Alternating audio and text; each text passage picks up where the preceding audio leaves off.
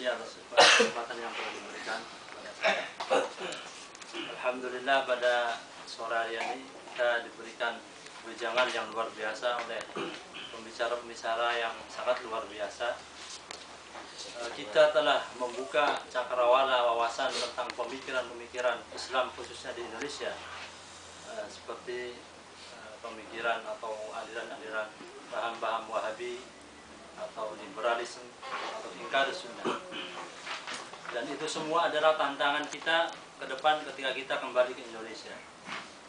Jadi ya, alhamdulillah pada kesempatan sore hari ini kita diberikan pengertian-pengertian ataupun tameng ataupun bagaimana kita mengatasi pemikiran-pemikiran yang tidak sesuai dengan kita, yang mana kita berasaskan pada ahli sunnah wal jamaah.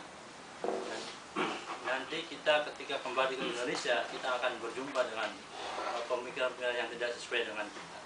Nah, yang jadi pertanyaan kami khususnya ketika kita kembali ke Indonesia, tentu kita akan bergelut pemikiran dengan misalnya Wahabi ataupun liberalisme dan ingkar sunnah atau Syiah misalnya.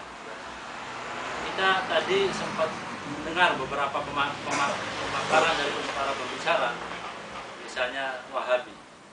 Nah, ini tadi secara garis besar saja kita menyimak pemakaran dari Pak Kiai Yusuf tadi ya, Ustaz Yusuf.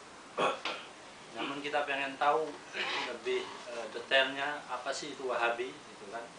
Kita memang sepengetahuan kami Wahabi itu biasanya anti tahlil lah, anti maulid dan lain sebagainya, TBC gitu kan. Kita mungkin akan lebih tahu lagi mengkorek apa itu Wahabi, ya, hakikat Wahabi. Tadi juga ada yang disinggung seperti yang dikatakan oleh Kiai Adiyafi, Wahabi itu adalah sempalan dari Syiah.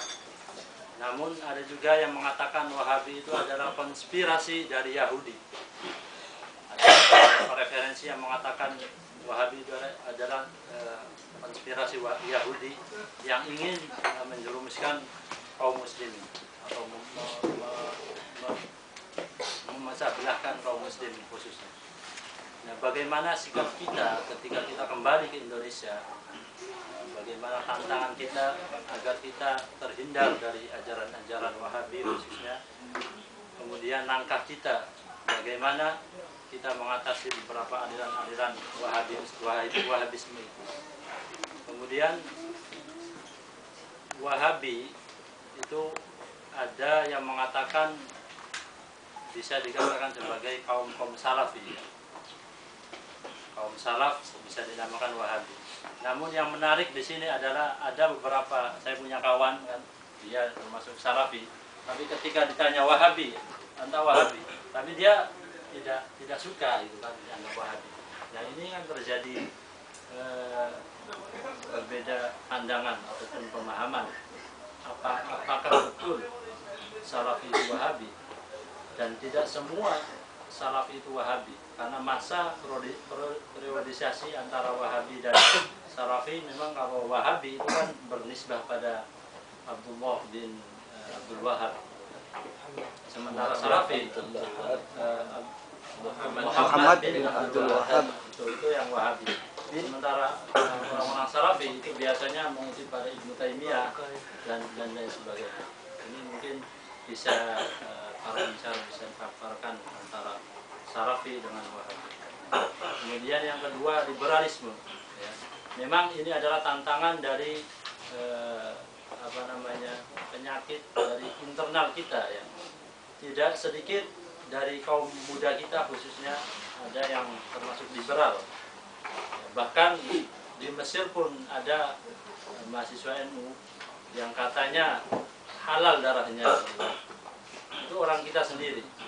Jadi ini bagaimana kita sebagai pelajar yang ada di Maroko agar kita terhindar dari pemikiran-pemikiran liberalisme, karena pemikiran liberalisme ini sangat luar biasa, sangat dahsyat sekali. Bahkan tokoh-tokoh kita juga sudah sedikit masuk kepada aliran liberalisme. Kemudian yang ketiga adalah ketika kita pulang ke Indonesia, tentu kita akan membawa pemahaman-pemahaman yang sesuai dengan ahli sunnah wal jamaah khususnya. Nah, ini tentu pemahaman ahli sunnah wal jamaah kita juga tentunya akan kita berikan pelajaran kepada kader-kader kita khususnya. Jadi alhamdulillah pada kesempatan sore hari ini kita semua yang ada di sini warga NU kebanyakan, walaupun masih banyak ya teman-teman kita yang nggak hadir, mungkin karena kendala transportasi dan lain sebagainya. Jadi kita kalau bisa setiap tahun minimal gitu kan, kita di kader apa sih pemahaman tentang Ahlussunnah wal Jamaah, agar kita tidak terjerumus ataupun kita bisa membedakan Sunni ataupun Wahabi. Karena di sini di Maroko ya, sebenarnya Maroko itu mayoritas madhabnya madhab Asy'ariyah kebanyakan. Dari pemerintah sendiri itu memberikan undang-undangnya bahwa Maroko itu bermadhab Asy'ariyah. Nah, prakteknya banyak di Maroko itu menganut Salafi atau biasa dikatakan Wahabi lah, gitu kan, yang menentang Al-Izan dan sebagainya. Jadi kita harus memberikan pemahaman ulang kepada kita semua, khususnya kader-kader ahli sunnah wal jamaah, tapi khususnya kita NU ketika pulang ke Indonesia, kita bisa memberikan pengertian yang sebenarnya yang sesuai dengan ahli sunnah wal jamaah. Mungkin itu dari kami, cukup sekian. Terima kasih.